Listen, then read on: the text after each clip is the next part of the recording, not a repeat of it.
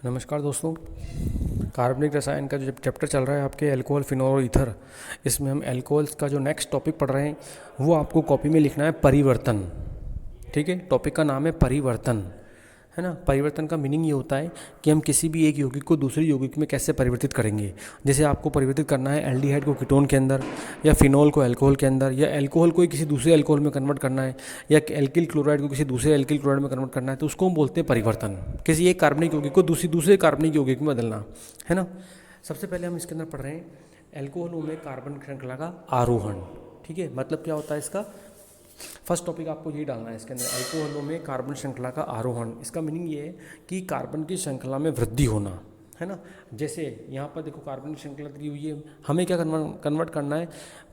परिवर्तन को बोलते हैं इंग्लिश में कन्वर्जन। तो हमें मेथेनॉल को कन्वर्ट करना है, परिवर्तित करना है एथेनॉल के अंदर। ठीक है, तो परिवर्तित करते समय हमें कुछ बातों को ध्यान रखना होता है। एक तो हमें केवल मुख्य उत्पाद लिखने होते हैं इसमें, जो मुख्य उत्पाद के अलावा दूसरे उत्पाद बन रहे हैं वो हम नहीं लिखेंगे इसके अंदर। दूसरी बात, एरो के ऊपर हम जो क्रियाकारक लिखेंगे वो उससे अभिक्रिया कर रहा है। ठीक है, हमको यहाँ प्लस करके नहीं लिखना है, एरो के ऊपर लिख देना है कि इसकी अभिक्रिया किससे हो रही है। जैसे देखो मैं आपको उदाहरण बताता हूँ। पहला हम परिवर्तन पढ़ रहे हैं इसमें, मिथेनॉल को एथेनॉल में कन्वर्ट करना, परिवर्तित करना।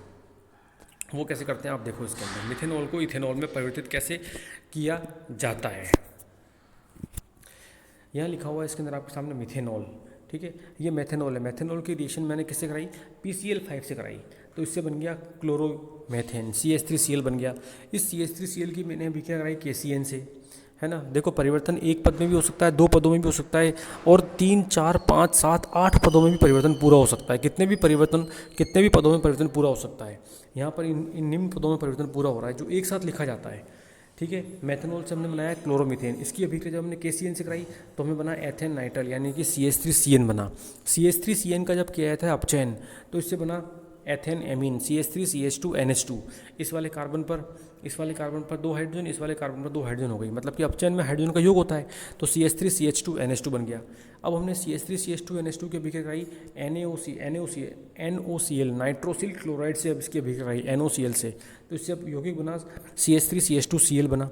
इस CH3CH2Cl की अभिक्रिया हमने जलीय KOH से कराई तो हमें हमारा मुख्य उत्पाद CH3CH2OH मिल गया हमें। इस प्रकार हमने मेथेनॉल को एथेनॉल में परिवर्तित किया है। उन स्टूडेंट्स को ये कन्वर्जन या परिवर्तन बहुत अच्छी तरह समझ में आएंगे जिन्होंने पहले की अभिक्रिया अच्छी तरह लर्न कर रखी है, पढ़ रखी है, याद कर रखी है। और परिवर्तन के अंदर किसी एक चैप्टर से नहीं पूछा जाता है इसको। एक ही परिवर्तन के अंदर आपके 11वीं का चैप्टर भी आ जाएगा जो कि हाइड्रोकार्बन जिसका नाम था, और इससे पहले वाला जो चैप्टर पढ़ा था हमने एल्किल क्लोराइड वाला, वो भी इसके अंदर आ जाता है। एक ही कन्वर्जन के अंदर बहुत सारे चैप्टर पूछे जा सकते हैं। इसलिए कार्बनिक रसायन का ये अंतिम टॉपिक होता है कन्वर्जन। जिन स्टूडेंट्स को कन्वर्जन आ रहा है, परिवर्तन आ रहे हैं, इसका मतलब उनको कार्बनिक रसायन चैप्टर समझ में आ गया है। दूसरा देखो एक बार आप देखो, ये कन्वर्जन था और भी बड़ा दे रखा है आपकी किताब के अंदर, है ना। इसके अंदर क्या किया जाता है देखो आप, हमें मेथेनॉल को कन्वर्ट करना है एथेनॉल के अंदर। ये एक दूसरा पथ है, एक दूसरा हमारे पास में मेथड है जिससे हम मेथेनॉल को एथेनॉल में बदल सकते हैं। वो क्या है देखो आप, हमने यहाँ पर क्या किया है,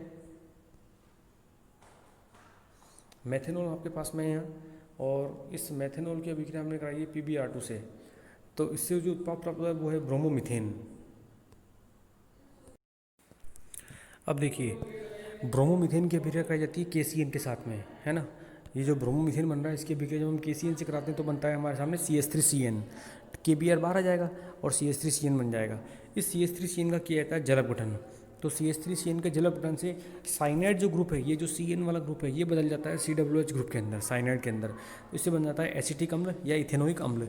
इथेनोइक अम्ल की अभिक्रिया की जाती है इस कैल्शियम हाइड्रोक्साइड से, तो इससे बनता है कैल्शियम एसीटेट। ये अभिक्रिया फिक्स है कि इसकी अभिक्रिया इससे कराने पर यही उत्पाद प्राप्त होगा। ठीक है, आपको इसमें ऐसा लग रहा है कि हमको क्या पता किससे करानी है अभिक्रिया, तो आप अभिक्रियाओं को पढ़ोगे तो आपको लर्न होगी, याद होंगी। अब ये जो कैल्शियम एसिडेट बन रहा है, इस कैल्शियम एसिडेट का शुष्क आसवन किया जाता है तो इससे बनता है एसिटाल्डिहाइड, मतलब कि एल्डिहाइड समूह, और इस एल्डिहाइड समूह को जब अपचयन करते हैं तो इससे बन जाता है एथेनॉल, CH3CH2OH समूह। ठीक है, अब देखिए, पहले आपने पढ़ा था कि अल्कोहलों की कार्बन श्रृंखला में आरोहण, अब हम पढ़ रहे हैं इसके अंदर अवरोहण, यानी कि कार्बन की जो श्रृंखला है जो ये वाली, उसके अंदर क्या हो रहा है, कमी हो रही है। यहाँ पर हम बदल रहे हैं एथेनॉल को मेथेनॉल के अंदर। एथेनॉल को मेथेनॉल में कैसे बदला जाए वो वाला ये प्रक्रम है। देखो ये वाला प्रक्रम कितना है ना, वो ये रहा आपके सामने। हमने एथेनॉल की अभिक्रिया कराई एल्यूमिनियम ऑक्साइड से Al2O3 से कराई, तो इससे यौगिक प्राप्त हुआ इथीन। इथीन का कराया जाता है ओजोनी अपघटन, जो आपकी 11वीं क्लास में अभिक्रिया थी। जैसे इसका ओजोनी अपघटन कराया जाता है, पहले बनता है ओजोनोइड, ओजोनोइड का जब अपघटन किया जाता है उससे बनता है इथेनल, सॉरी मिथेनल बनता है। इसमें यह अभिक्रिया इस तरीके से होती है, मैंने आपको बताई थी 11वीं क्लास में। ये इसमें बन गया मिथेनल, और जैसे ही हमने मिथेनल का अपचयन किया तो हमारे सामने क्या आ गया, मिथेनल बन गया। तो हमने एथेनॉल को मेथेनॉल में बदला यहाँ पर। दूसरा एक इसके अंदर प्रक्रम दे रखा है जो थोड़ा लंबा प्रक्रम है, वो इस तरीके से यहाँ पे चलता हुआ यहाँ ख़त्म होता है। एथेनॉल को मेथेनॉल में बदलने वाला। सबसे पहले हम क्या करते हैं, एथेनॉल का करते हैं ऑक्सीकरण, तो इससे बनता है एल्डिहाइड समूह एथेनल। इसका भी ऑक्सीकरण करते हैं तो इससे बनता है एथेनोइक अम्ल। मतलब कि अल्कोहल बदलता है CHO समूह में, CHO समूह बदलता है कार्बोक्सिलिक समूह में। कार्बोक्सिलिक समूह की अभिक्रिया की जाती है अमोनियम हाइड्रोक्साइड के साथ में, इससे बनता है अमोनियम एसीटेट। इस अमोनियम एसीटेट को जब गर्म किया जाता है तो उसमें से जल कणु निकल जाता है ना, जल कणु इसमें से निकलेगा तो क्या बचेगा फिर CH3CONH2। इस वाले समूह से निकलता है जल कणु, एक H2O निकल जाएगा तो इससे बनेगा एमाइड, एथेन एमाइड। तो हमें क्या मिलेगा इसके अंदर, एथेन एमाइड बन जाएगा CH3CONH2। इसकी अभिक्रिया कही जाती है KOH के साथ में Br2 की अभिक्रिया, तो इससे बनता है एमाइन। जो CO वाला समूह है वो इसमें से निकल जाएगा और वो बन जाएगा CH3NH2 के अंदर। देखो यहाँ पर एक कार्बन कम पड़ गया है। इसकी अभिक्रिया की जाती है NOCl से, तो बनता है क्लोरोइथेन CH3Cl, और इसका लास्ट में जलीय KOH से अभिक्रिया करते हैं तो हमको मिल जाता है मेथेन एल्कोहल, मेथिल एल्कोहल में वापस मिल जाएगा। तो ये जो परिवर्तन है इसमें एथेनॉल को हमने मेथेनॉल में बदला है। ठीक है, इस प्रकार हम परिवर्तनों द्वारा किसी भी एक यौगिक को दूसरी यौगिक में बदल सकते हैं, लेकिन हमें अभिक्रिया याद होनी चाहिए कि किस अभिक्रिया से किसी के साथ अभिक्रिया कराएंगे तो क्या बनेगा। अब देखिए हमारा जो नेक्स्ट टॉपिक है वो है विभेद, यानी कि हम प्राथमिक, द्वितीयक और तृतीयक अल्कोहल में किस तरीके से विभेद करेंगे, है ना। आपको टॉपिक भी कॉपी के अंदर यही लिखना है जो है लिखा हुआ है 1 डिग्री, 2 डिग्री और 3 डिग्री अल्कोहलों में विभेद। आपकी बुक के अंदर विभेद करने के लिए 2 विधियाँ दे रखी है, एक का नाम है ल्यूकास परीक्षण और दूसरे का नाम है विक्टर मेयर परीक्षण। सबसे पहले अपन पढ़ते हैं ल्यूकास परीक्षण। तो पहले नंबर पर आपको लिखना है ल्यूकास परीक्षण। इसके अंदर क्या लिखना है वो मैं आपको बताता हूँ। देखो कौन कौन सी लाइन आपको लिखनी है। सबसे पहले ये लाइन लिखनी है, इसमें शुष्क ZnCl2 व सांद्र HCl का सममोलर मिश्रण ल्यूकास अभिकर्मक कहलाता है। ठीक है, सबसे पहले आपको केवल ये लाइन लिखनी है बस, इसके अलावा आपको इसके आगे कुछ भी नहीं लिखना है ना। इसके आगे आपको यहाँ ये सब नहीं लिखना है, आपको केवल इतना लिखना है, शुष्क जिंक क्लोराइड और सांद्र HCl के विलयन को हम कहते हैं ल्यूकास अभिकर्मक, है ना। अब विभेद करने का मतलब क्या हुआ, जैसे अगर आपके पास में 3 बीकर है, एक बीकर, दूसरा बीकर और तीसरा बीकर, ये आपके पास में 3 बीकर हैं। इन तीनों बीकर के अंदर 1 डिग्री अल्कोहल, 2 डिग्री अल्कोहल और 3 डिग्री अल्कोहल दिया हुआ है। तो हम कैसे पता लगाएंगे कि किस बीकर के अंदर कौन सा अल्कोहल है। ठीक है, चख के तो देखना ही नहीं है आपको, ऐसा कोई विद्यार्थी हो ही नहीं सकता जो लैब में किसी चीज़ को चख के देखेगा। ठीक है, तो आपको क्या करना है, इसके अंदर परीक्षण करना है। तो हमको रासायनिक परीक्षण करके पता लगाना है कि किस बीकर के अंदर कौन सा यौगिक उपस्थित है, क्योंकि तीनों क्या है, पारदर्शी है, पानी की तरह दिखते हैं। हमको कैसे पता पड़ेगा कौन सा है। इसके लिए सबसे पहले क्या आता है, ल्यूकास परीक्षण।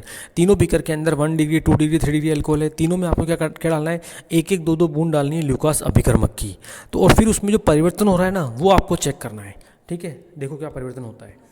ये सब नहीं लिखना है आपको, सबसे पहले यहाँ से लिखना है। अब ये लिखना है आपको, यहाँ पे 3 डिग्री अल्कोहल के लिए आपको लिखना है, यहाँ से ये लाइन लिखनी है।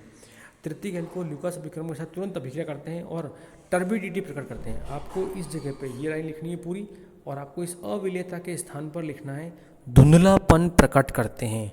अविलेयता के साथ ब्रैकेट में ये टर्बिडिटी जो लिखा हुआ है ना, इस टर्बिडिटी की जगह पे आपको लिखना है धुंधलापन प्रकट करते हैं। और ये अभिक्रिया लिखनी है कि हम अगर 3 डिग्री अल्कोहल है उसमें आपने डाला तो तुरंत धुंधलापन आ जाएगा, हल्का हल्का वाइट हो जाएगा वो डालते ही, तो वो 3 डिग्री अल्कोहल है।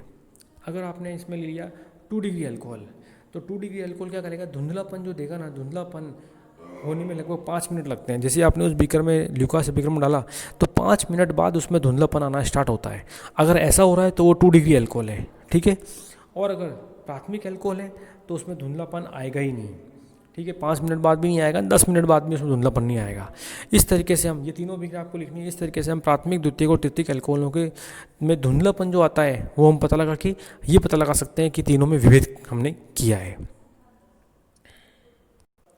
अब हम जिस दूसरी विधि को काम में लेंगे उसका नाम है विक्टर मेयर परीक्षण, विक्टर मेयर विधि, वो यहाँ लिखी हुई है विक्टर मेयर विधि।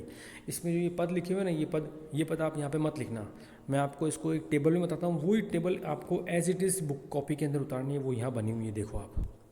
हम क्या कर रहे हैं, प्राथमिक एल्कोहल, द्वितीयक एल्कोहल और तृतीयक एल्कोहल ले रहे हैं, तीनों की टेबल हमने बना ली है। ये हमने ले लिया प्राथमिक एल्कोहल, ये द्वितीयक एल्कोहल और तृतीयक एल्कोहल है। तीनों की अभिक्रिया हमने कराई P+I2 से, P+I2 से और P+I2 से कराई, फॉस्फोरस और आयोडीन से कराई। तो इसने क्या बनाया, OH के स्थान पर I और I आ गया OH के स्थान पर। अब हमने क्या कराया इसके अंदर, इसकी अभिक्रिया कराई हमने AgNO2 और AgNO2, तीनों की अभिक्रिया हमने सिल्वर नाइट्राइट से कराई। तो आयोडीन के स्थान पर नाइट्रो, NO2 और NO2 समूह आ गया। अब इसकी अभिक्रिया कराई हमने HNO2 यानी कि नाइट्रस अम्ल से इसकी अभिक्रिया कराई हमने। तो जो 3 डिग्री एल्कोहल था वो उसने क्या किया, कोई अभिक्रिया नहीं की। मतलब हमको पता लग गया कि ये 3 डिग्री एल्कोहल है अगर कोई अभिक्रिया नहीं कर रहा है तो, ठीक है। लेकिन 2 डिग्री एल्कोहल था, उसने क्या बनाया, स्यूडोनाइट्राइल बनाया। 1 डिग्री एल्कोहल था, उसने नाइट्रोलिक अम्ल बनाया। अब हमने क्या किया लास्ट में, इसकी अभिक्रिया कही हमने NaOH से और NaOH से। तो 3 डिग्री एल्कोहल जिसने कोई अभिक्रिया नहीं की थी उसने रंगहीन यौगिक दिया। कौन सा यौगिक दिया उसने, रंगहीन, ठीक है। तो ये पता लग गया कि ये तृतीयक एल्कोहल है। अगर उसने नीला रंग दिया तो ये पता लग गया कि ये द्वितीयक एल्कोहल है। अगर उसने रक्त जैसा लाल रंग दिया तो ये पता लग गया कि ये प्राथमिक एल्कोहल है। इस प्रकार से हम रक्त जैसे लाल रंग, नीला रंग और रंगहीन के हिसाब से पता लगा सकते हैं कि ये कौन कौन से एल्कोहल हैं, प्राथमिक है, द्वितीयक है या तृतीयक एल्कोहल हैं। तो हमने विभेद किया है। एक विभेद परीक्षा के अंदर जरूर आता है, इनमें से नहीं, चारों ऑर्गेनिक के चैप्टर्स में से कोई सा भी एक विभेद आ सकता है कि इसको आप विभेद करो। तो आपको विभेद करते समय जो विधियाँ काम में लेनी है वो इसी प्रकार से लेनी है। विक्टर मेयर प्रेशर में आपको केवल ये टेबल बनानी है पूरे पेज के अंदर कॉपी के, ठीक है। Okay okay.